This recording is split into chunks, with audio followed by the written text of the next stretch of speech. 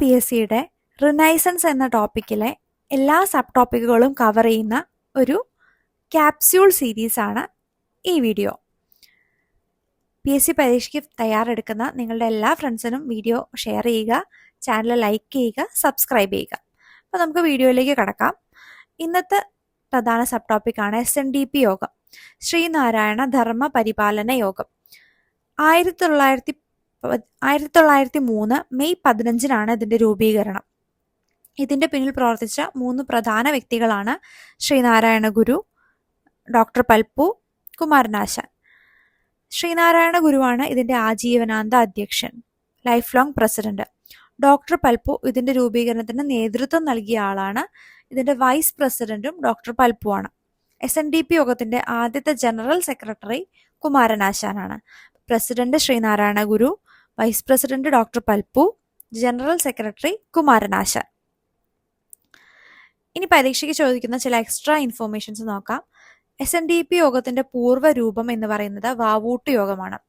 1888 അരുവിപ്പുറം ക്ഷേത്ര പ്രതിഷ്ഠയോടനുബന്ധിച്ച് ക്ഷേത്രത്തിന്റെ നടത്തിപ്പിനായി രൂപീകരിച്ച വാവൂട്ട് യോഗമാണ് പിന്നീട് 1903 SNDP യോഗമായിട്ട് മാറുന്നത്. തിരുവിതാംകൂർ കമ്പനി ആക്ട് പ്രകാരമാണ് ഇത് രജിസ്റ്റർ ചെയ്തിട്ടുള്ളത്.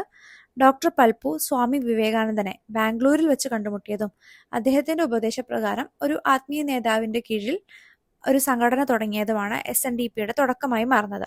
അതായത് സ്വാമി വിവേകാനന്ദനാണ് SNDP യോഗം സ്ഥാപിക്കപ്പെടുന്നതിന്റെ പിന്നിലുള്ള ഇൻസ്പിറേഷൻ.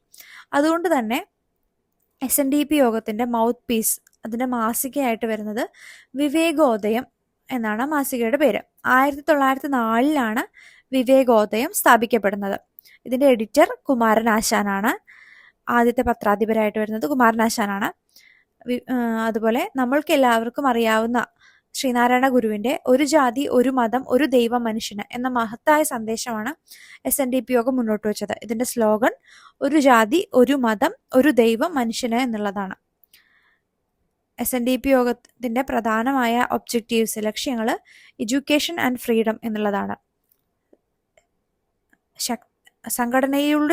സംഘടനയിലൂടെ ശക്തിപ്പെടുക, വിദ്യ കൊണ്ട് പ്രബുദ്ധരാവുക എന്നുള്ളതാണ് അതിന്റെ ഒബ്ജക്റ്റീവായിട്ട് വരുന്നത്.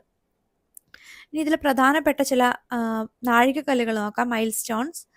1996 ഈഴവ മെമ്മോറിയൽ, ഡോക്ടർ പൽപ്പുവിന്റെ നേതൃത്വത്തിൽ ഈഴവ മെമ്മോറിയൽ സമർപ്പിക്കപ്പെട്ടു.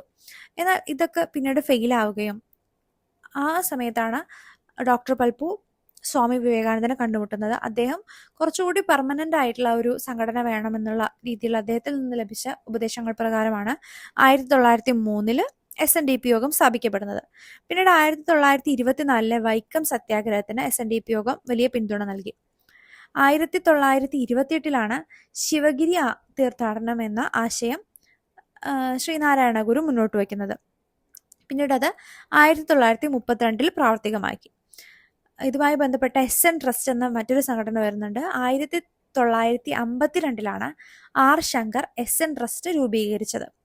ഇനി പരീക്ഷാ ഹാളിൽ നിങ്ങൾക്ക് പ്രതീക്ഷിക്കാവുന്ന ചില PYQ ക്വസ്റ്റ്യൻസ് അല്ലെങ്കിൽ MCQ ക്വസ്റ്റ്യൻസ് നോക്കാം. ഒന്നാമത്തെ ചോദ്യം SNDPയുടെ പൂർവ്വരൂപം.